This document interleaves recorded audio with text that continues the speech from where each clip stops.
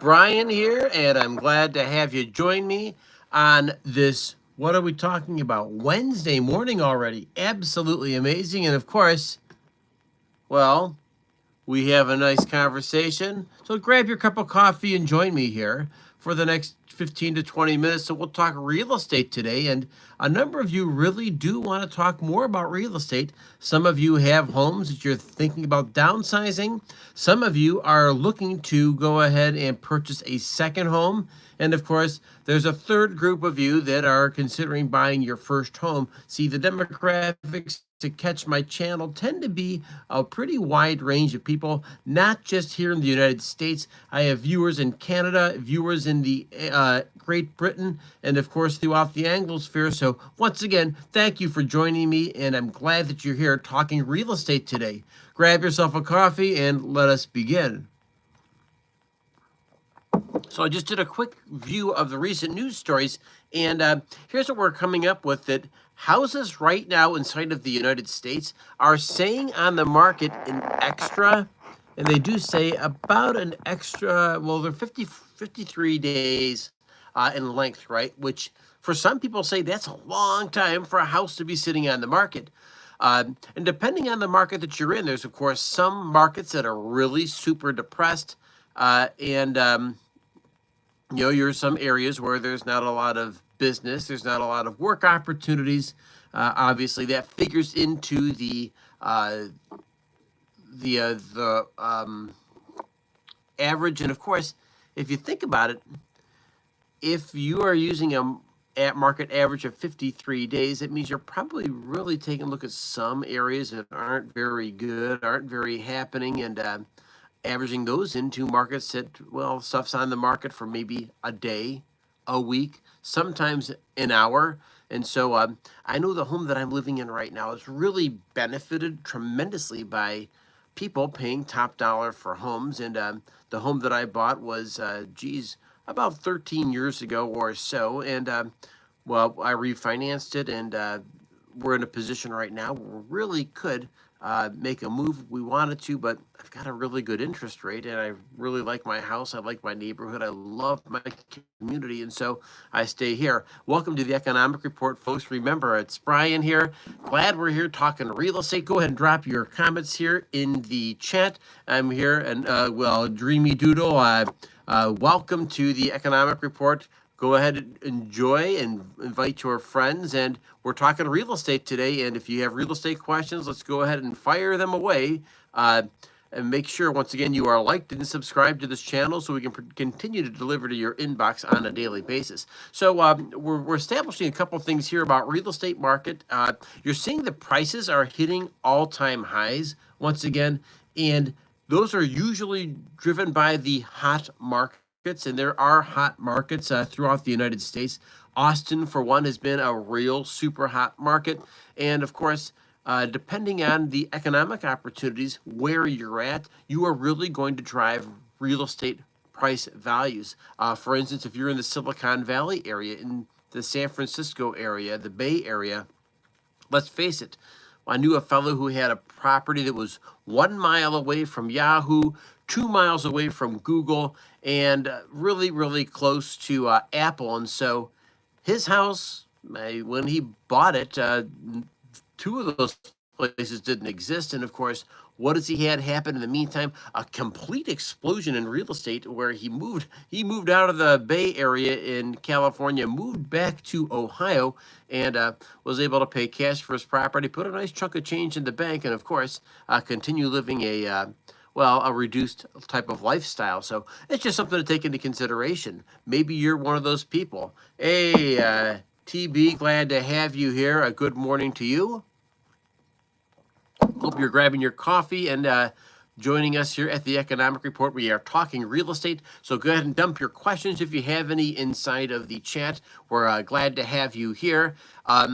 And so far we're talking about housing prices, and of course how housing has really fluctuated quite a bit depending on where you are in the United States. Remember, the three most important things about real estate is location, location, and location. So you're in the right location where, hey, maybe there's a factory opening up, like in Columbus. Ohio right now, there's a ton of businesses moving into the Columbus area, right? So as a result, farmlands are going right through the roof in value. And from the Intel plant to Thiel's, Peter G. Thiel's plant for drones, you name it, lots of super cool stuff going on in Columbus. And as a result, you're seeing a real large influx of people coming there, right? The people in Columbus are trying to follow the model that was established by Austin. So that kind of gives you a little bit deeper insight as to why you're seeing such a huge influx of growth right there in Austin. But hey, let's face it, Pittsburgh the other day just had a significant conference about energy, about AI, and about how Pennsylvania is really rallying around the city of Pennsylvania and trying to take their game to another level. So as a result, you'll see real estate that's going to bounce to a real high level here in the not too distant future. With investment dollars comes lots of loose money, and that loose money has to go somewhere and work, and it's going to happen in these areas. Hey, Braz, good to see you here. Sophia, welcome here to the Economic Report. Glad to have you here as well. And so if you have questions, folks, on real estate, go ahead and fire away because that is our topic today. But we're glad to have you here. Hi. One hi is enough. But you get the picture here. So I will share with you that there's a bill going through the House of Representatives right now, and it's designed to going ahead and it's designed to go ahead and try to help address housing costs for first-time home buyers. And let's face it, that's a part of the American dream, and you are in really good shape. King Puppy, welcome. Thank you for joining us at the Economic Report. But the idea is owning a piece of real estate is really part of the American dream, particularly if you have a young family trying to get ahead. There's statistic after statistic that says that, hey, if you own real estate, then you are a vested member of the community. And if you're a vested member in the community, you're making your yard look good, you're taking care of your home, and yes, you're participating in your local school district, and yes, you see property value increase inside of your home. You're paying it off, and of course, at some point in time, you'll sell that home, and of course, you're able to take the equity that you've built up in that home and purchase something else, maybe bigger, maybe smaller, depending if you're downsizing. But the fact of the matter is, this is what we're seeing here. And by the way, if you think somebody else should be joining us today at the Economic Report, feel free to join them. We are talking real estate. And by the way, if you've not liked or subscribed, make sure you do so, because that really does help this channel out quite a bit. YouTube algorithm loves it, and of course, it helps me out quite a bit. I do these things for free, so maybe just a subscribe and a like is just what the doctor ordered. That's a free way of saying thank you to me, and I appreciate it. So, getting back to a couple of other things here, some areas have really seen a tremendous drop in housing prices as well. If a factory leaves, there's nobody there to work. And of course, if there's nobody there to work, then there's nobody really there to uphold the economy. And of course, if you're doing that, well, geez, you've really got yourself quite a problem. And of course, you're seeing some people who are not going to go ahead and drive the extra bit of time and energy, just move out of an area altogether. If you think about this, there's push and pull factors in every single economy. The factors that pull people to a certain area that they're going to want to work, they're going to want to raise their family, they're going to want to go ahead and build a home, be a part of the community. And of course, likewise, there's certain things that push people away, right? And you can make a list of, hey, why are there areas I wouldn't want to live, right? If it's high crime, if it's crummy schools, if it's just not a safe neighborhood, or there's not an appreciation of home value, then of course you want to avoid that like the plague. The 2008 real estate boom saw some communities absolutely on fire. And that was maybe the last big boom cycle in real estate.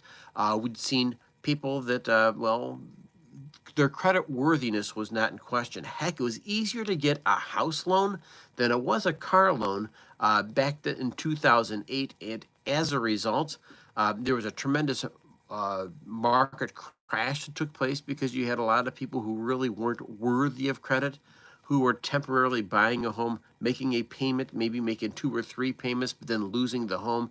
And it had a devastating, and I do mean a devastating impact on the markets. And so I share that with you because I do not think what we're experiencing in 2025 is anything like that. If anything, credit's tough, right? Interest rates, they're tough. And of course, there's a lack of supply available, and that's really what's pushing prices. And on top of that, I would have to argue that, let's face it, those interest rates, they're not helping a lot either. Teetering right around 7%. So it makes it really expensive for people. So particularly for single and or young families. So my heart does go out, and I do look for some type of adjustment to take place. And I do expect interest rates to drop here in the not too distant future. But that'll be the real estate portion of today's economic report. Let's go ahead and talk gold here for a few minutes because I think I wanted to share a couple interesting things with you. Does anybody here own crypto or own gold? I'm curious. Go ahead and give me a comment here in chat. I'd be curious to hear from you while I take another sip of my coffee.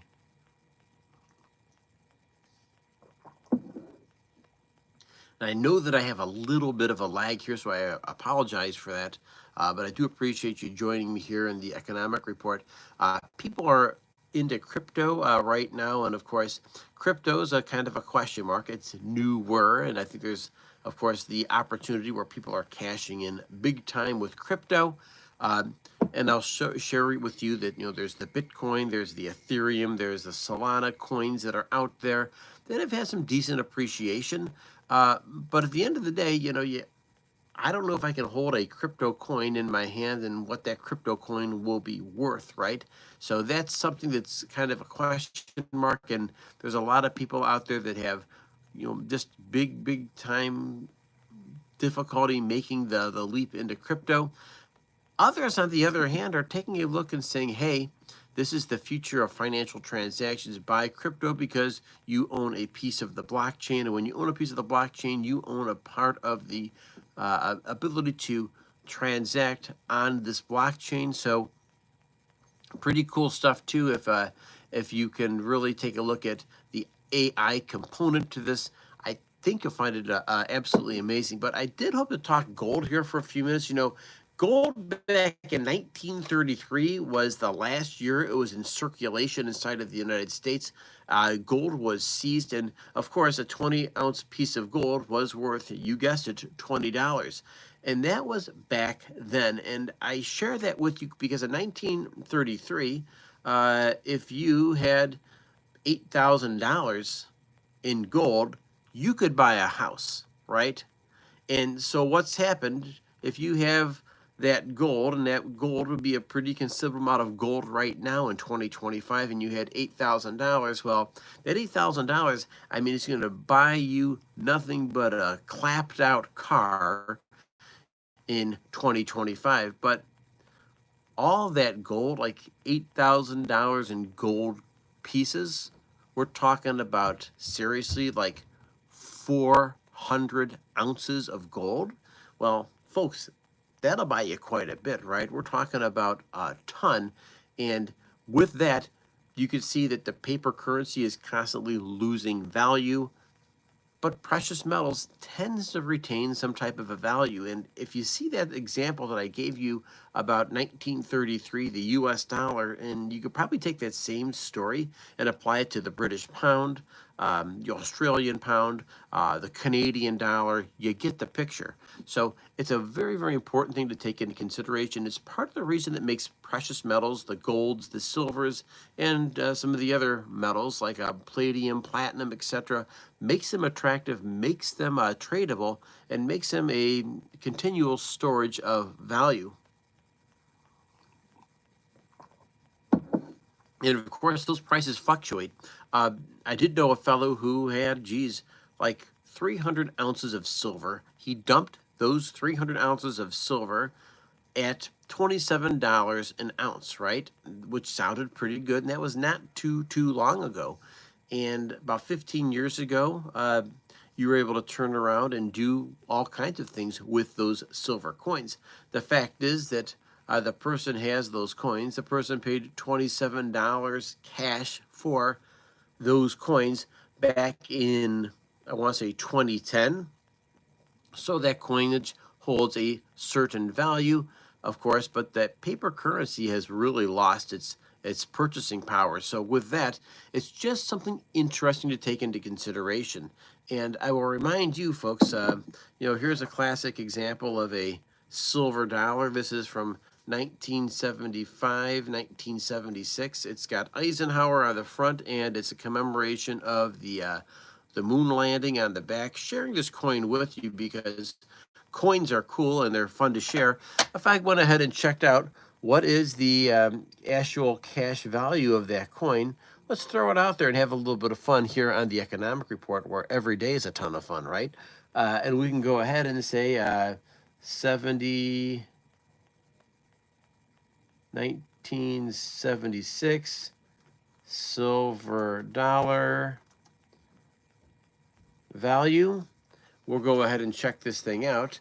Well, most circulated copper nickel clad coins are worth around $1 to $3. All right, so guess what? This thing was coined back in 1976, was worth $1. What could you buy for $1 back in 1976? Well, check it out. You could buy 4 Pepsis at cans of pop if you wanted to for $1 back in 1976.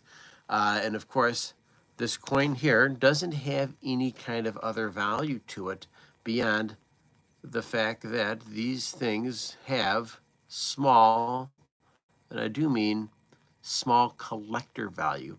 However, you'll notice these coins are not made from silver. They are made from, once again, copper and nickel combination, right? A clad coin. However, it was from 1964. This dollar would be worth right around $30 because of the silver content. So I share those things with you, and I hope that you are a little bit more, I guess, economically inclined by this episode of the Economic Report.